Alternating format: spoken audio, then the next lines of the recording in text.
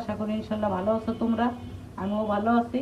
আজকে আমি অনেক বড় একটা শোল মাছ কাটলাম, তো আমি রান্না করি তোমাদের দেখাবো আমি কেমন করে রান্না করি। এটা আমাদের এলাকার মাছ কাটা এরকম করে কাটে শোল মাছ। লবণ দিয়ে দিলাম, আমি লবণ দিছি, এখন হলুদ দিয়ে দিলাম, কড়াইতে তেল দিয়ে দিলাম, সয়াবিন তেল দিলাম, পেঁয়াজ, আমি হলুদ লবণ মেখে দিচ্ছি।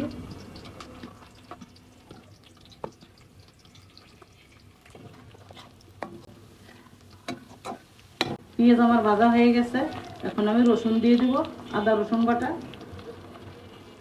2 চামচ,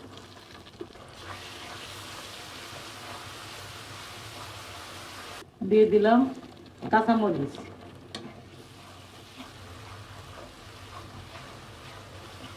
না নপুরা আমি হাতে মেহেন্দি দিছি। দেখো, এটারে বাংলার আপেল বলে, বাংলার আপেল মানে টমেটো। তাই কে মেহেন্দি নিতে যদি তাড়াতাড়ি ইচ্ছে হয় আমার মতো, হাতের পরে লাগাই বসে থাকবে।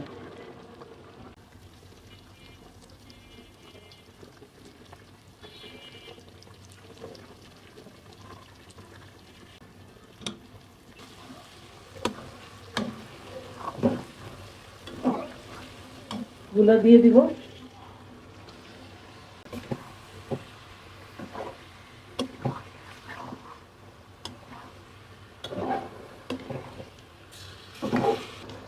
পুরা এই মাছ আমি অনেক সময় কষাবো, কমপক্ষে 20 মিনিট আমি কষাবো। শোল মাছ, পাকা শোল মাছ, এটা একদম খুব কষাতে হয়, তাহলে তরকারিটা স্বাদ হয়। খুব ভালো করে কষানো লাগে। আমি সেরকম করে কষাবো ধৈর্য ধরে তোমাদের সাথে। তোমরা আমার সাথে থাকো আর দেখো কেমন। আর আমার চ্যানেলটা সাবস্ক্রাইব করবা, শেয়ার কমেন্ট করবা। নপুরা আমাকে ভুলে যায় না, আমার দাদু ভাইরা, আমার ভালো বাচ্চারা। নপুরে দেখো আমি ভালো করে কষাইছি, পানি বেরোয় গেছে, সব পানি শুকিয়ে গেছে, তেল বেরোয় আসছে, একদম টাকা টাকা হয়ে গেছে, রূপর টাকার মতো।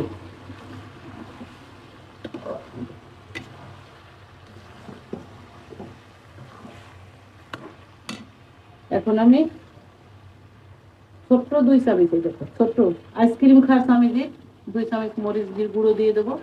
এই শুকনো মরিচের গুঁড়ো, শুকনো মরিচের গুঁড়ো আমি কম দেই। এটা নিয়ে আমাদের পেটে খুব সমস্যা, পেট ব্যথা করে শুকনো মরিচ খাইলে। আমি দিয়ে দিলাম সিমের বিচি,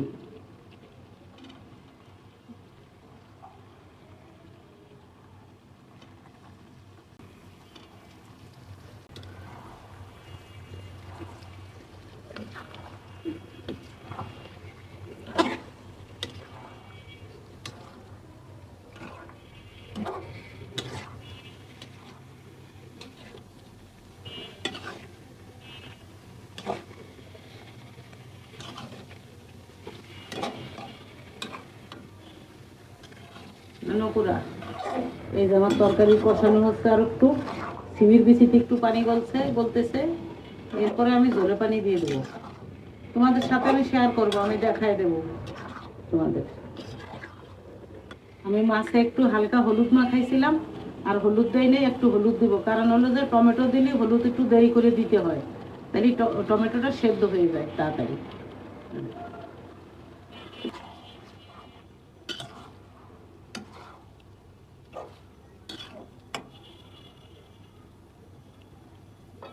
আমি 3 মিনিট দেখে দেব, আমি ঢাকনা তুলে নিলাম। দেখো কষানের কি চেহারা হয়েছে, দেখার মতো লোভনীয়। এখন একদম নিচে লাগা লাগা হয়ে গেছে, এখন আমি ঝোলের পানি দিয়ে দেবো। মানে অপুরা, শোল মাছ, টাকি মাছ খুব শক্তিশালী মাছ, এতে ঝোল দেওয়া যায়, তাজা মাছ, শিং মাছের থেকে কম না, বেশি ছাড়া, স্বাদেও আলাদা।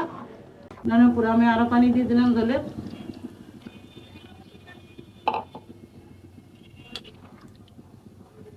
আর একটু পানি দিব, জাল অল্প, যতটুকু পানি আমি রাখবো ততটুকু সুরও রাখতে হয়। তাজা মাছ টুক পরে ঢাকা লাগলে ঢাকবো, না লাগলে নাই।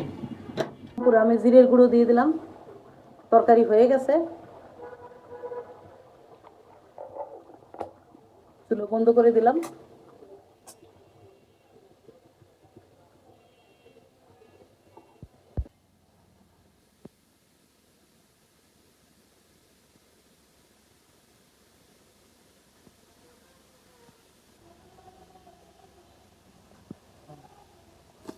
নানু অপুরা, এই যে আমি তরকারি রান্না করছি, আমরা খাওয়া দাওয়া করতেছি, তোমরা ভালো থাকো আর এরকম করে রান্না করে খাইয়ে দেখো একবার।